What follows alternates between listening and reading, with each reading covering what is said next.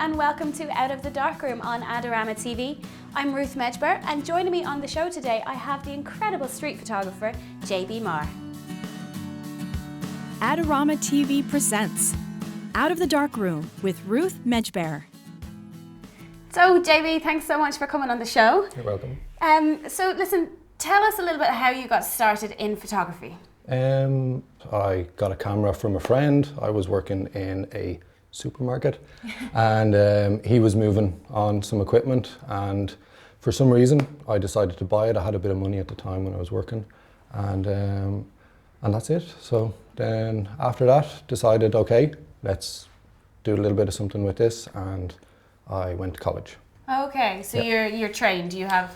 Yep, got a degree, got trained up and everything. Was it always street photography that you were into, or did you ever try something else? Or? Sure, at the start you try everything. You try, you know, a bit of portraiture, a bit of landscape. You kind of find your feet a little bit. But at the time, after a short while after I got the camera, I moved into Dublin from Meath, and it was a big change. So I kind of used the camera as a way to kind of adjust from growing up on a farm to going into, to me, a big busy city. Okay, so maybe like you're having like a fresh kind of outlook because you moved from a farm. I mean, I wouldn't see farmer from any of your shots. Your shots are always like full of people and loads of action and that kind of stuff. So sure, do you think that helps, like with your perspective on things, that you kind of had a new look? It kind of did and it didn't. At the beginning, I probably avoided people, to be honest with you. It would have been too intimidating to try and take pictures of people. I would be kind of consider myself a little bit shy. So at the beginning you'd walk around and you'd do a kind of a urban landscape kind of thing. So I'd take what I would have done at home and do it in the city, so there wouldn't be a lot of people in my pictures at the very beginning. Okay. Yeah. So do you think as your confidence went up you were like getting more people in your shots? Sure. Eventually they'd start to creep in, you'd start to include people walking by buildings, and you'd be looking at other work at the same time. So what you look at seeps into the back of your head, and eventually you start kind of growing a little bit in confidence and trying to, of course, mimic what you're seeing from other people and then expanding from there. So are you constantly still looking at other photographers' work? Oh yeah, all the time. Yeah, you got to keep it fresh. Sometimes, especially in Ireland, when the weather's not great, you don't always want to go out and shoot. So yeah, keeping an eye on what other people are doing is great. I'm part of a collective as well, so there's always background discussion about images and stuff like that. So, like a collective of other street photographers? Yeah. It's like an online thing, and like do you bounce ideas off each other? Yeah, it began as a kind of, we were all putting images on Flickr back in the day, and we kind of ended up forming a group to kind of discuss images, a private group. We got to know each other through talking about images. And we decided, we'll make a collective and get together and actually try and do something with our own photography. So it's kind of a power in numbers kind of thing. Okay. Yeah. Is that important, like the peer-to-peer kind of review? Do you critique each other's work, or do you just kind of go, that's great, over and over again? We critique it and we curate it as well. So every so often one of us will get a notion in their head to go through everyone's photos and try and make something more than just a singular picture out of everyone's work, and we put together themes and we present them to festivals. And that's cool, because I imagine like some elements of photography, I mean, it can be quite lonely, as I know, like, because I work on my own the majority of the time. I don't really have anyone to bounce ideas off. So I'd imagine street photography is quite similar in that you're just out on your own all the time. Yeah, it is. So it must be nice and refreshing to have a group of people to talk to about your work. It is, yeah. It's nice. You can, in a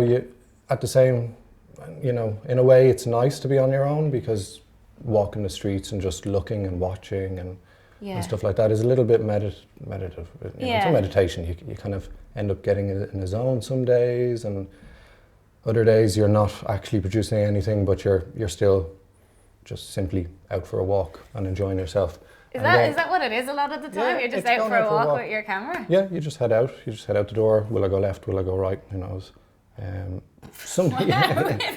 Yeah, there's nothing planned. There's no staging. There's nothing. You're just going out for a walk with your camera, and if you see something interesting, you know, you're still working, you still have to be alert. You're not just walking with your head down. Yeah, that's what I'd imagine. You're going out and you're watching and you're maybe waiting sometimes. Depends. Yeah, do you wait? Because this is something that I've noticed in your images that like, so, you know, you've got the composition perfect and then you seem to shoot at just the right time when someone's coming into frame and someone's leaving frame kind of thing.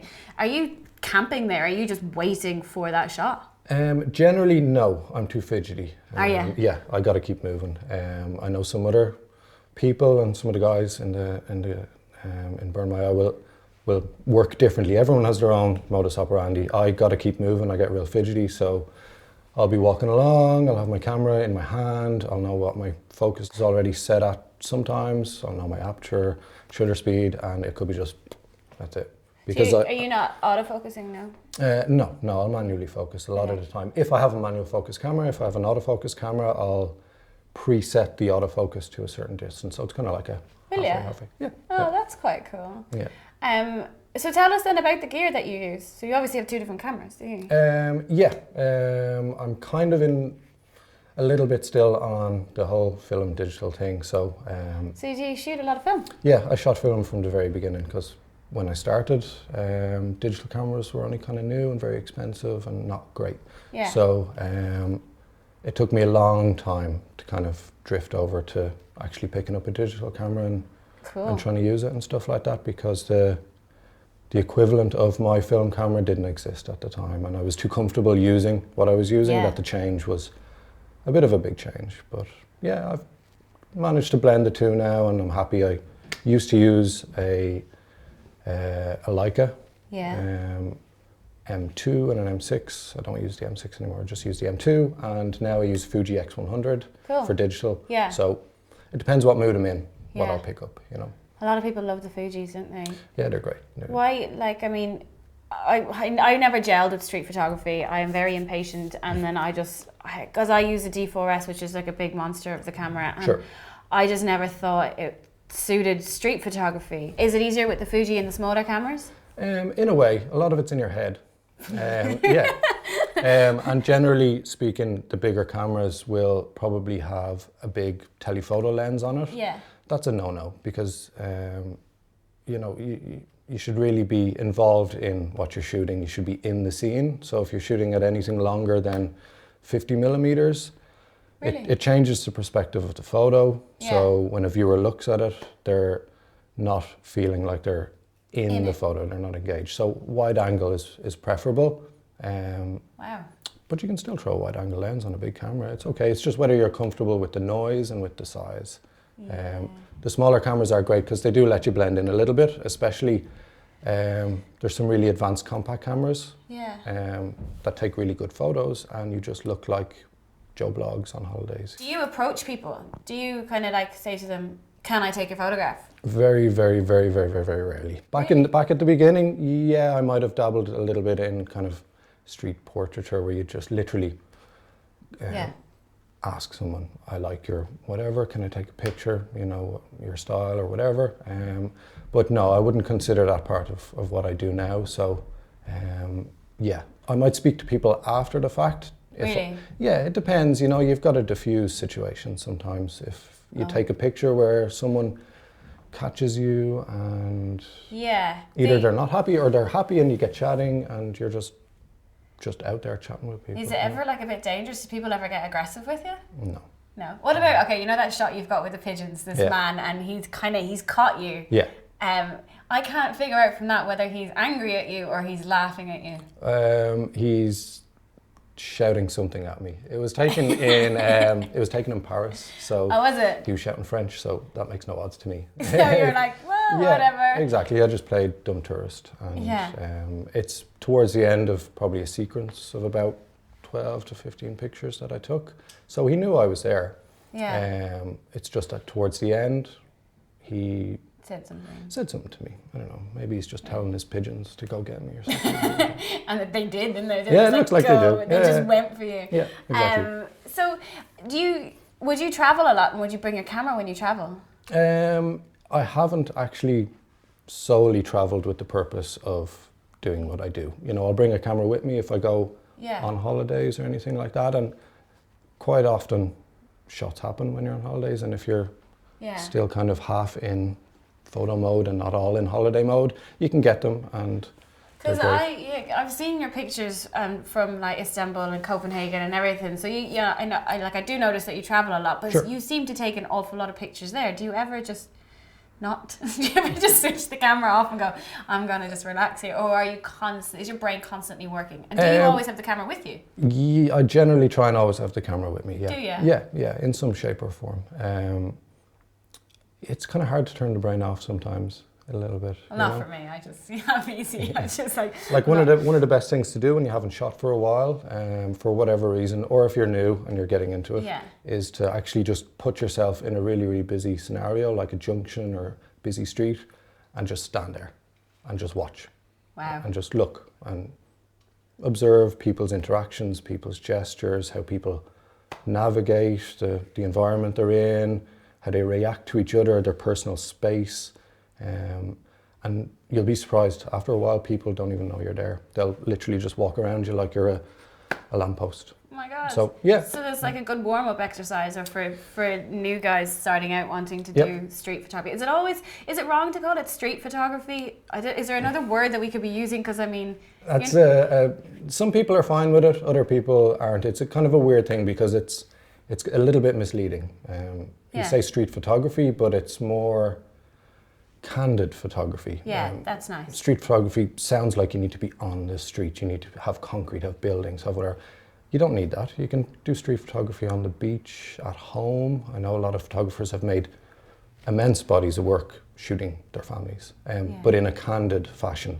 So street photography, it's been the term that's been around so long now that it's never going to drop and change to something else, but it always irks me a little bit. It's more a way of thinking and a way of shooting rather than being on the street. We can just coin a new, we'll just try and launch the term then, candid photography. Yeah, or I'm just a photographer that happens to just work outside with strangers rather than in a studio or in a different environment, you know? Is there ever a case where you saw something, so if you're at home and you're shooting family or you're on the beach or whatever, and you saw something and then something moved, would you go and direct them back into a spot?